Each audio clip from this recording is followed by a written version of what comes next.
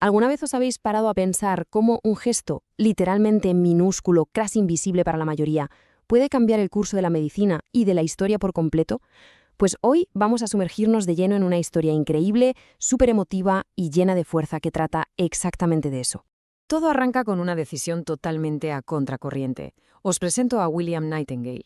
En una época en la que a las chicas se les cerraban casi todas las puertas, él hizo justo lo contrario. Le abrió un libro a su hija. William no era un hombre de salir en grandes titulares, pero, madre mía, era inmensamente rico en este tipo de gestos. En lugar de exigirle silencio, que era tristemente lo que se esperaba de las mujeres entonces, le enseñó a pensar por sí misma y con muchísimo rigor. Y claro, toda esta mentalidad floreció en un lugar y un momento muy concretos, la mismísima ciudad de Florencia, en 1820. De ahí viene el nombre de su hija, por cierto, que nació un 12 de mayo.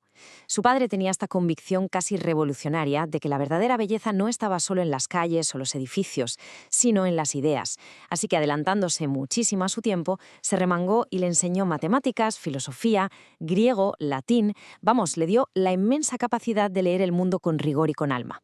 Fijaos en el contraste tan brutal con su época. Mientras que el destino predeterminado para las jóvenes de buena familia era básicamente el matrimonio, y se las educaba para abordar y callar, a Florence la educaron para argumentar y razonar. Es un salto abismal. Por eso, cuando con 17 años suelta que quiere ser enfermera, imaginaos el panorama. En aquel entonces era un trabajo asociado a clases bajas y sin formación. Hubo resistencia familiar, por supuesto, pero al final ese padre cedió y dejó volar a una mente brillante. Damos un salto en el tiempo hasta la Guerra de Crimea. Aquí es donde todo ese conocimiento se convierte en pura acción. Florence llega al hospital de campaña de Scutari y, bueno, lo que se encuentra es un panorama dantesco, sin higiene y sin suministros. Todos tenemos en la cabeza esa imagen súper entrañable de ella con su lamparita haciendo las rondas nocturnas, ¿verdad? Pero la pura realidad histórica y lo verdaderamente asombroso es que fueron sus matemáticas y sus números los que de verdad cambiaron el sistema y salvaron vidas. Y para muestra este dato demoledor, Florence empezó a documentarlo todo meticulosamente y descubrió una realidad atroz. 600 de cada 1000 soldados morían. Pero atención, no por las heridas del campo de batalla. ¿Qué va? Morían por tifus, por cólera, por disentería. Básicamente morían de suciedad, de ignorancia y de pura indiferencia institucional. Llegaban a caer 10 veces más por estas infecciones que por las propias balas. Una auténtica locura. Es entonces cuando Florence entiende algo fundamental, una frase que lo resume todo. Cuidar sin medir es querer sin dirección. Literal. Así que creó el famosísimo diagrama de la rosa, un gráfico supervisual para demostrar que todas estas muertes eran evitables. Mandó limpiar vertederos, mejorar la ventilación y ¡pum!, la mortalidad cayó de golpe.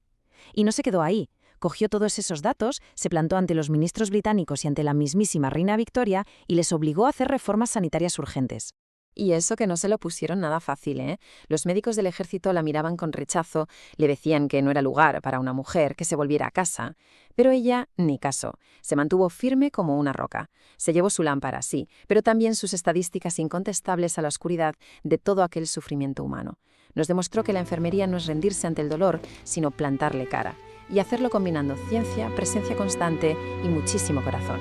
Si lo pensamos bien, Florence, apoyada por esa valentía de su padre al darle una educación científica, fue una especie de catalizador invisible. Ella es esa semillita vital plantada en un terreno que, médicamente hablando, estaba totalmente estéril en la época. A partir de ese pequeño comienzo, de ese conocimiento puro en estadística y epidemiología, germinó el futuro de todo el cuidado médico moderno. Ahí fue donde la enfermería se hizo profesional de verdad. Y de aquella semilla, mirad en qué pedazo de árbol se ha convertido. Un árbol inmenso y súper vivo. Florence fue la precursora de la enfermería moderna e incluso tuvo un impacto decisivo en la creación de la Cruz Roja. Pero su legado más grande y duradero son, sin duda, los profesionales que hoy en día forman las ramas fuertes de este árbol, ofreciendo refugio y sanación día tras día, sin descanso. Porque este legado no es historia antigua, se vive a diario en cada pasillo de hospital. Cada vez que los profesionales miden antes de actuar. Cada vez que escuchan al paciente cuando parece que nadie más le presta atención. Cuando deciden quedarse junto a la cama si todos los demás ya se han ido, y cada vez que encienden su propia lámpara en pleno turno de noche. Ahí están, siguen escribiendo la historia de Florence y manteniendo vivo su espíritu inquebrantable. Así que la gran lección, lo que nos tenemos que llevar hoy, es que esta profesión tan noble no empezó de la nada en un pabellón militar. Empezó con una simple pero rotunda decisión. con un padre que se atrevió a decir sí a la educación de su hija, y con una mujer excepcional que se negó a aceptar un no, utilizando la ciencia y la humanidad para salvar vidas cuando nadie más veía la salida.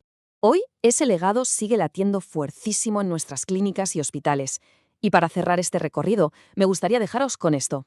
Un mensaje para todos esos profesionales que llevan la lámpara hoy en día, incluso cuando nadie les ve. ¿Cómo vamos a asegurarnos, como sociedad, de que esta invaluable herencia de compasión guiada por la ciencia siga iluminando el futuro? Es sin duda una pregunta que todos deberíamos hacernos la próxima vez que valoremos a quienes nos cuidan.